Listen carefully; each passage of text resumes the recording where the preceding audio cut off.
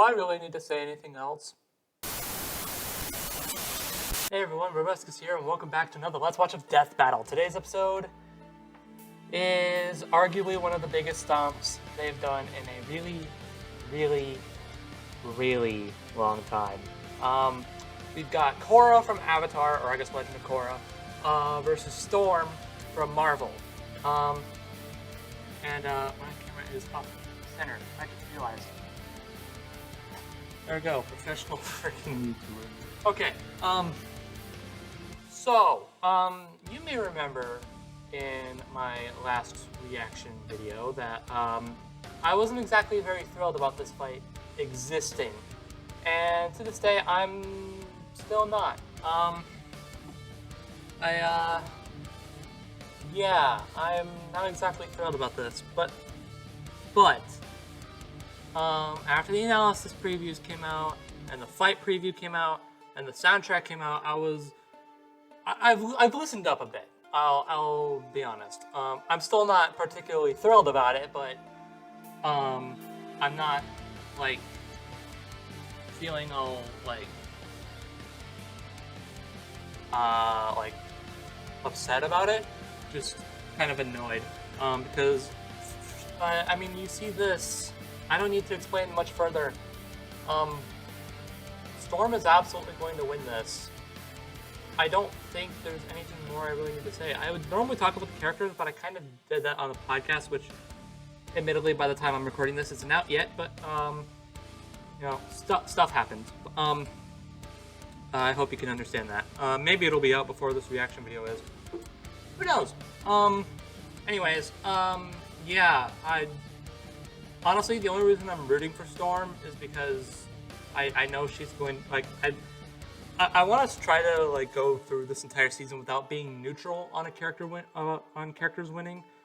But so really the only reason I'm picking Storm here is because I just know she's going to win. And I know that some people might view that as me being like overconfident, but it's like it's an Avatar character going up against an Omega level mutant.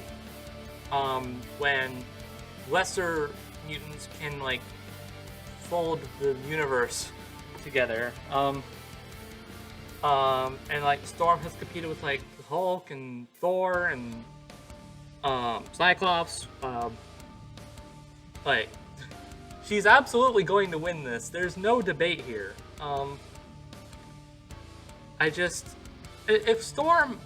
If Korra somehow manages to win, I will have a million different questions. But obviously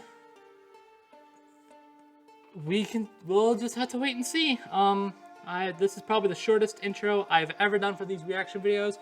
I don't want to waste any more time. Let's get right into it and let's see what happens. Google board. I had some trouble there. Avatar Korra, the master of all four elements. Storm, the X-Men's goddess of the storms.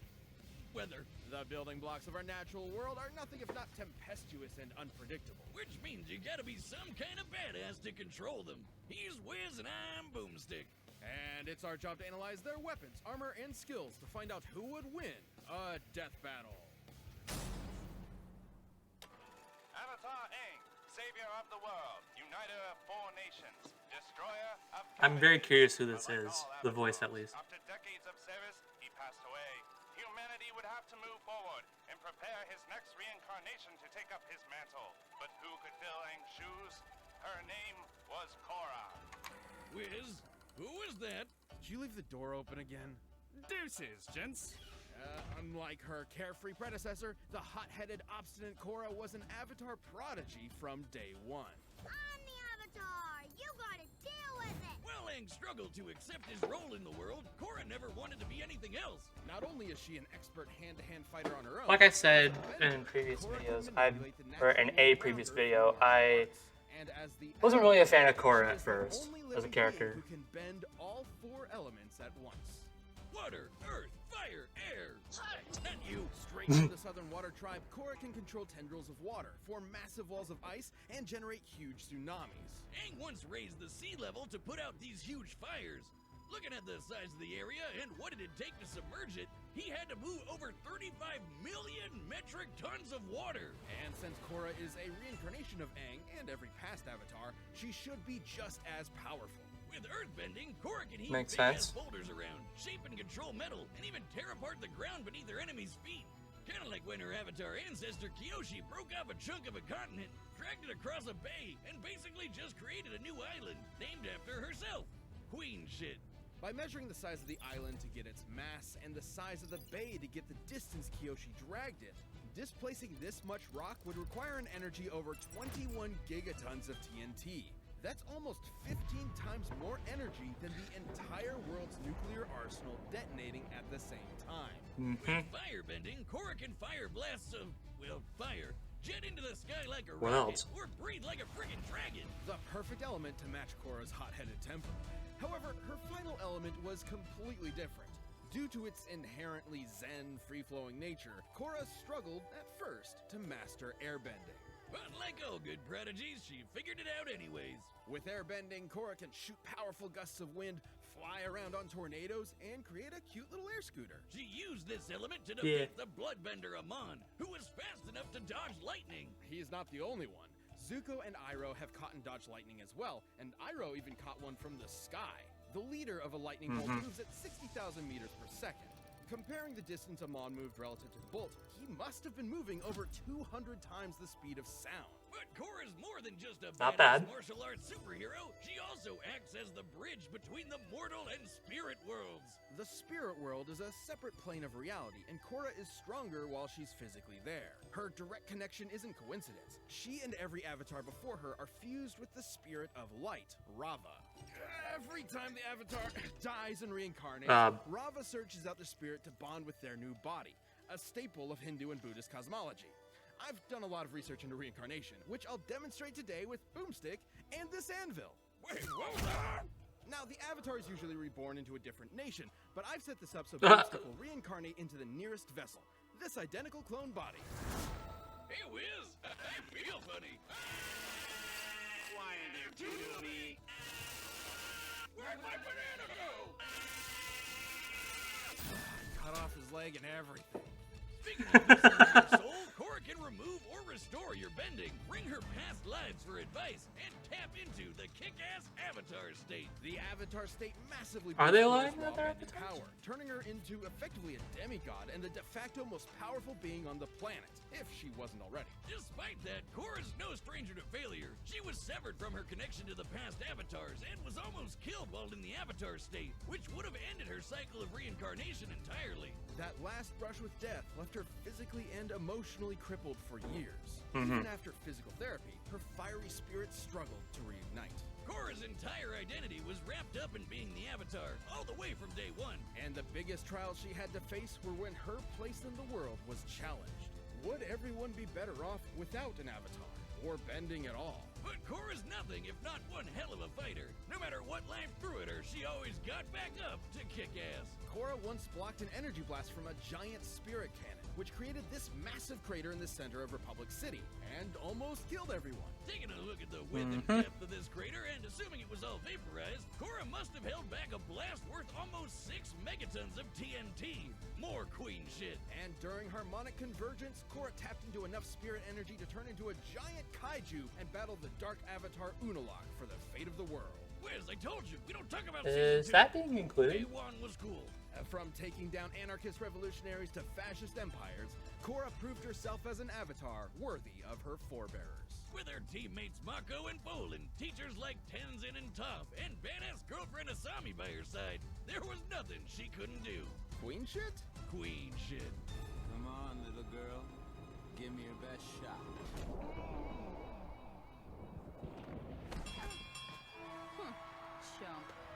Chump. Boomstick, do you know what happens to a person who's struck by lightning? The same thing that happens to everything else? You got it. Do you know what happens to white-haired mutants whose parents are killed by a plane crash? They become badass weather witches. After Aurora Monroe's parents were that, she was forced to fend for herself on the streets of Cairo, under the tutelage of Ahmed el-Jabbar. The life of a street rat wasn't doing it for Ororo, so she took off across the Sahara.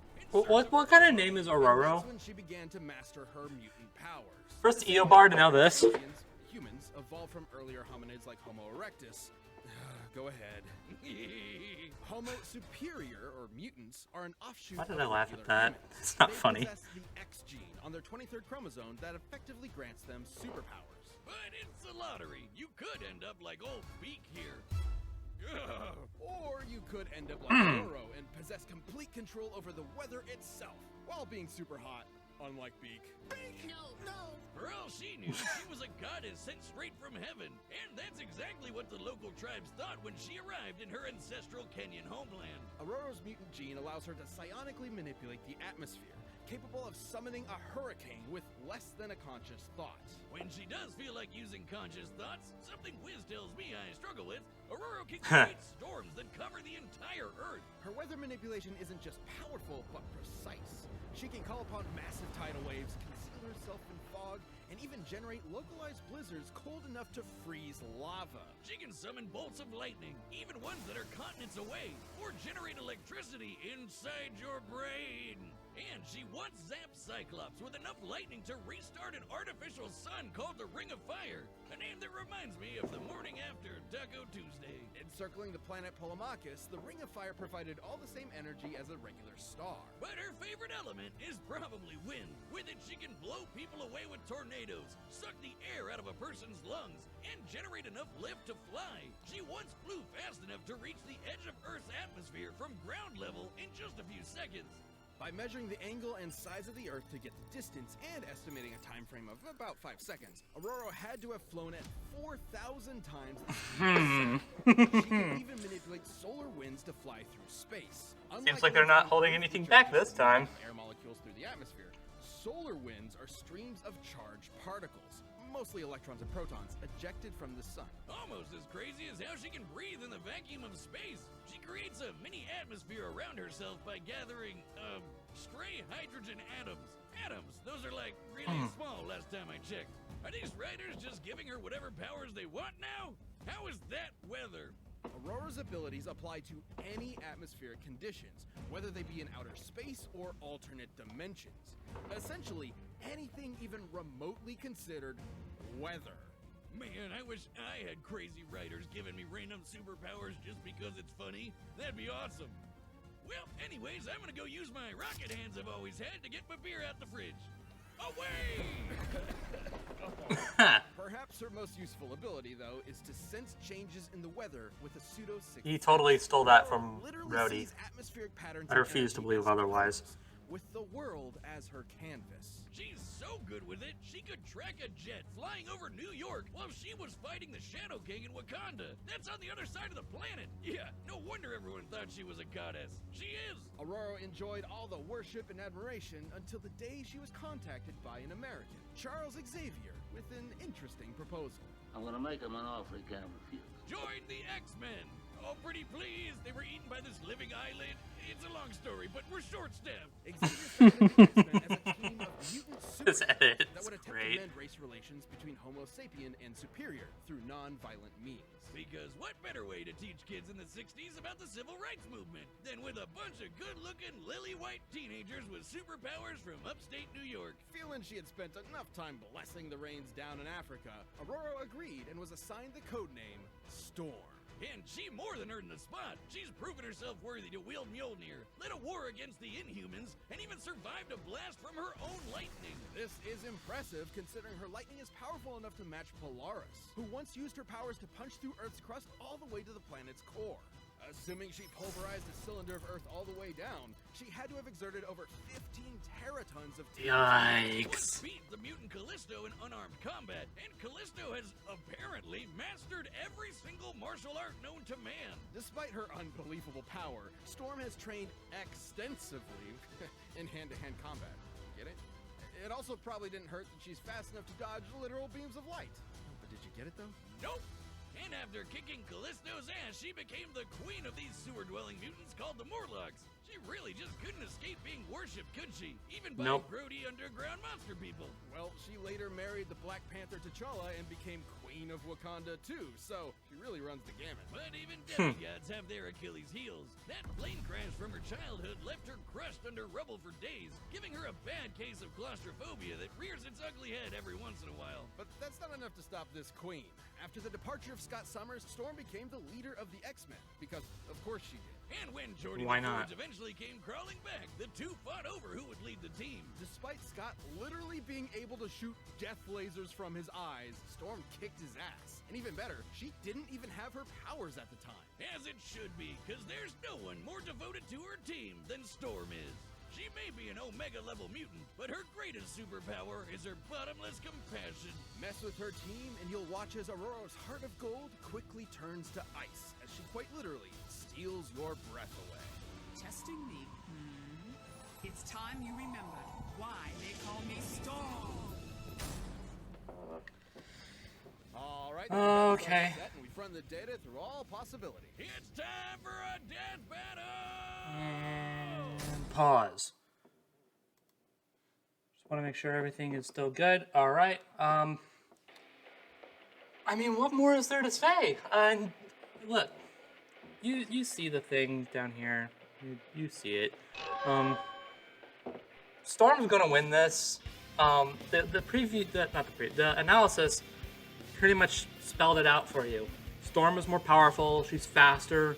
She has more control over, like, basically the only thing it seems like she can't control that Korra can throw at her is fire. But if I remember correctly, I don't think they said this in the analysis, but if I remember correctly, Storm's suit is fireproof. But even if it wasn't, Korra's fire is not powerful enough to hurt Storm anyway. And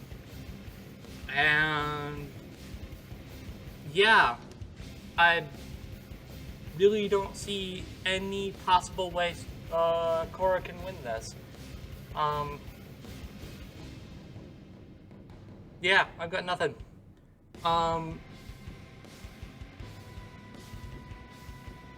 Okay, well, I guess we'll talk about the preview I saw.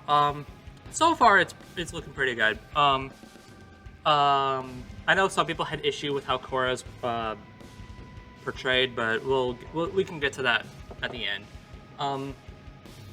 But like, it's well animated. The sprites look pretty good. The environment looks great. Both voice actors, it's Amanda Juliana Gonzalez as Korra, and Shara Kirby as Storm. They're doing pretty good so far. The music, I did listen to the music on its own, and it's actually really good. Like, I like how atmospheric and epic it is. Like, it is definitely something I would hear in Avatar, or Korra, but whatever. You know what I mean. Yeah. I guess let's just see how this fight's gonna play out. And it just seems to me like Storm's gonna win this. Okay. No further delay. 3, 2, 1, play.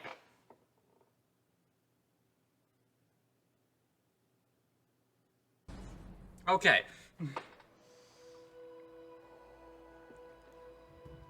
Weird buffer there, but all right. I'm so bored. Oops.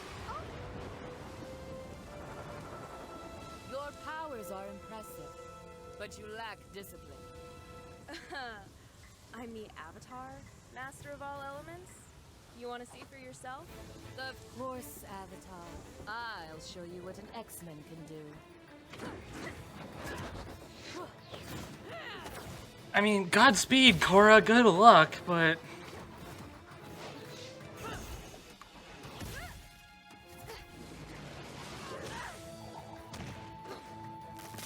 the preview ends here.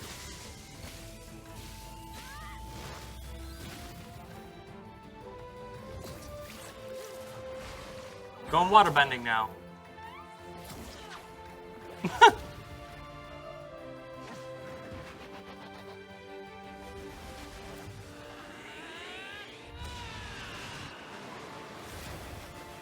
Whoa!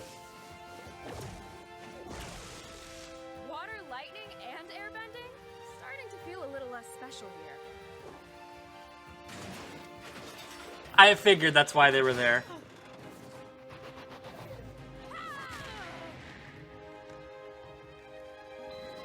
Oh, Spirit World.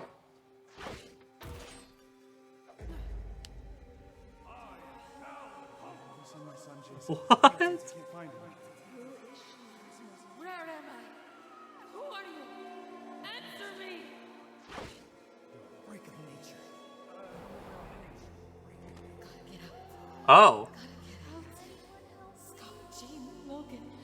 I won't let you down.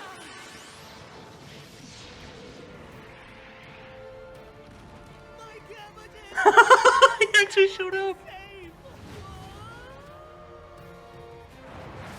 I guess it's there in the spirit world. That makes sense. You're no bender.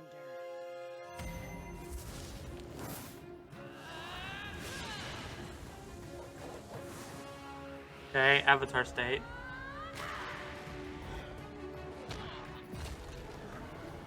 Oh, there's earth bending. Whoa! Yeah, nothing.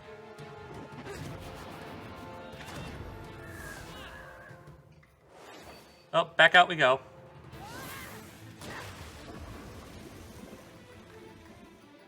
Huh? Where did she teleport to?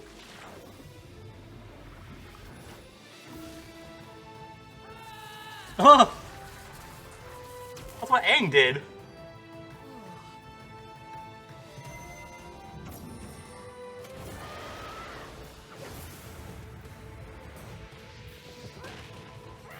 Ow. Ow. Ow. Ow. Ow. I know what you are, Spirit of Storms. Exactly. Yeah.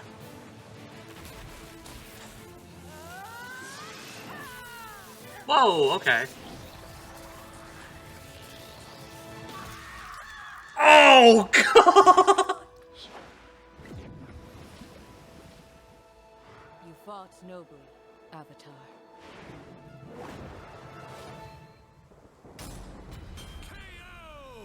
Ow! Shit myself.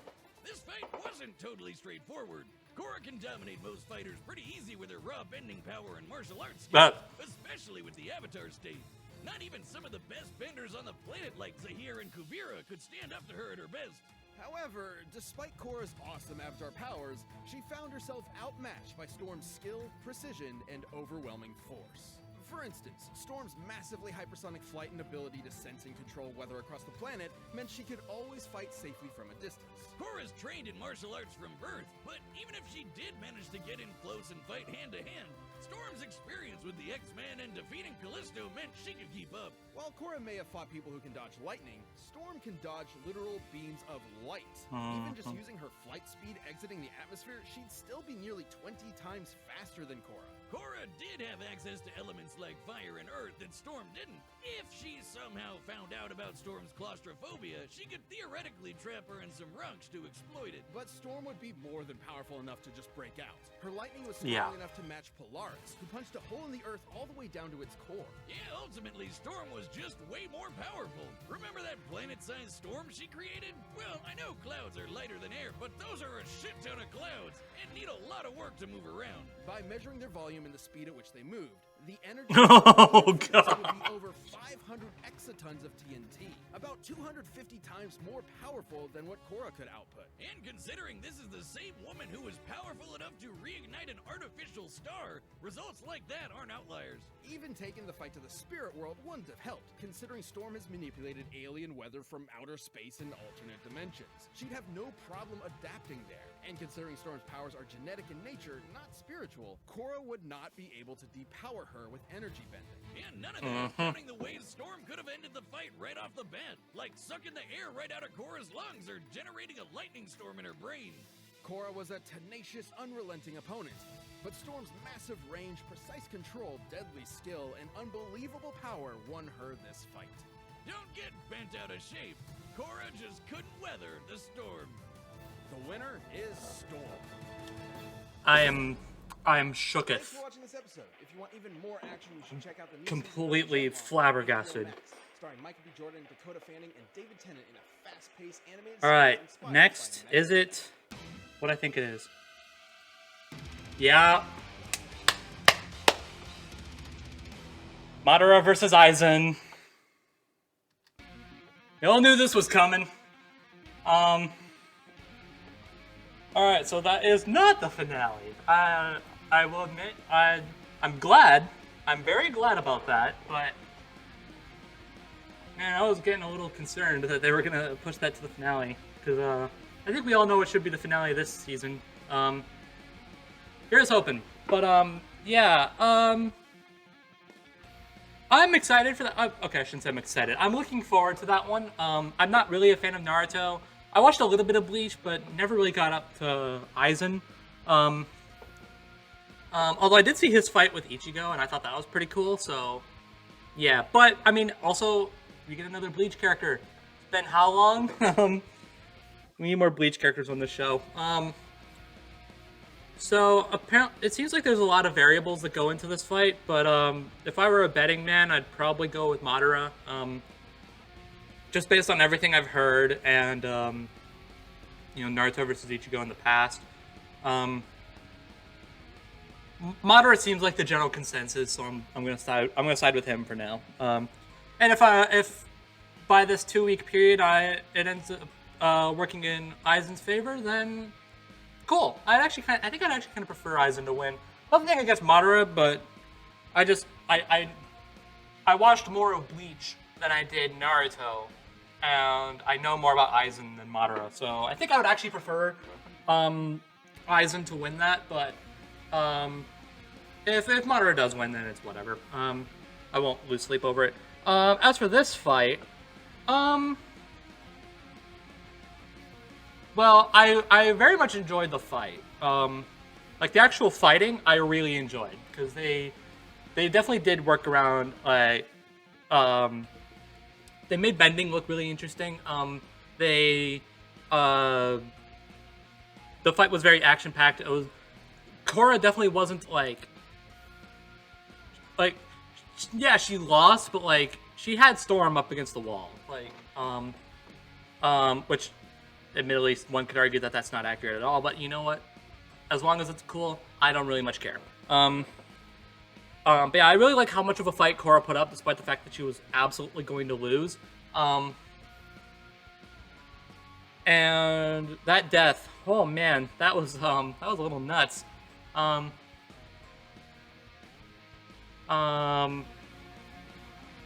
So yeah, and then they bring the fight to the spirit world. That was pretty cool.